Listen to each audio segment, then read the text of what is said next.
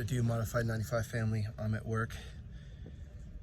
Back to working on the b18a1. So part of that build series was it was going to be on a budget, and the budget was going to be limited to or created by what I could obtain from recycling. I collect the recycling at my work, I collect recycling at my home, try to keep the planet nice. And so I have everything loaded up into my sports utility Honda. I'm gonna take it in and see how much we get. So give me 5 on my black hand side and let's go.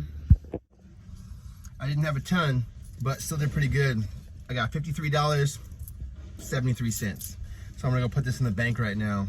That way we can get to go buying stuff. It's not much, but I think we can at least get a few things that we need for this project. I really want to paint the block now, so I think I might order that, order some engine paint just to make it gray, so we do the head and the block. So that'll be the focus. So we'll see what we can get.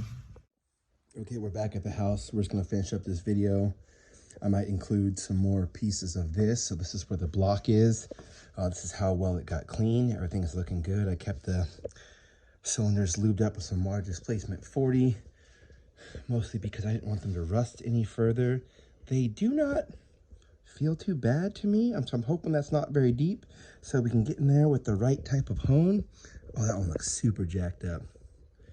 Yeah, so I'm just now seeing that. Looks like the rings really cut into there. So I don't think that can be honed out. So this might have to be bored. I know I'll get it checked out. I'll have my housemate look and tell me what he thinks, if that's fixable or not, by the means that we have here. Also, as I'm finishing up this, I decided to go a different route with this one, even though it's just a spare now, and it'll go on the B16. I'm still waiting for some parts that I think came today. I first started, instead of using the sandpaper that I had that was too low of a grit, because there's like in the hundreds, it's like 120. And the problem with that is it put some really fierce swirls into the metal of the letters. It cleaned it off fine, but it just looks a little glittery. And once again, I'm fine with that because I'm not super worried about this because it's not like an OEM color, so it's not like an OEM fix. But I was doing this more by hand, so I was getting some off with the straight razor, just being careful not to put like scratches in it, the same as the sandpaper would. And just getting off a lot of that, and then I was gonna finish it up with the 2000. I also have these packages that just came in today. It's a couple things that should finish off that build, like internally, so I can get the cams back on. And then my housemate hooked it up with this. I was looking for this tool so I could get into here and clean this up.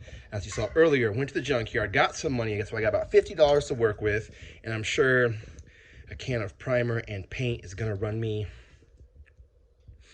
probably at least $30. They're anywhere from $15 to $18 each, I would assume.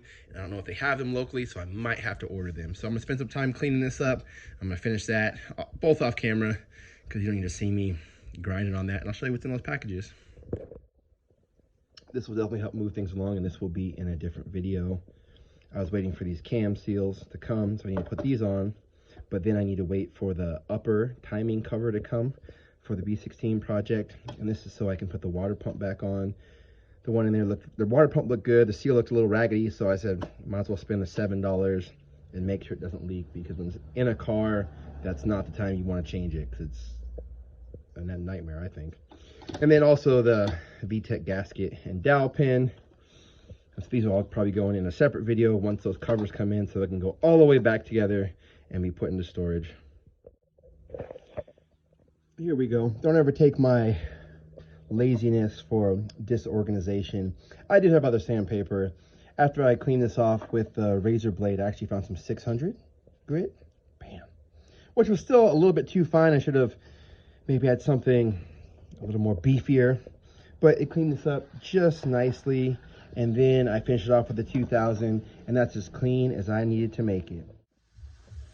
And then I got this over here cleaned up as much as I had planned on today. I found some like wasp nests in here with these like cocoons I cleaned out with a pick and some brake cleaner.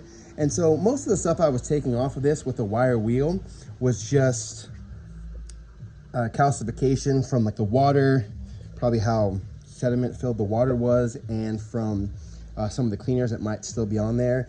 There's a little bit more cleaning I need to do down here just to make sure the paint would stick. I don't know how people paint these without taking this off. I really don't want to, but I need to get behind that because it will not stick to the grease behind there and a couple of these corners.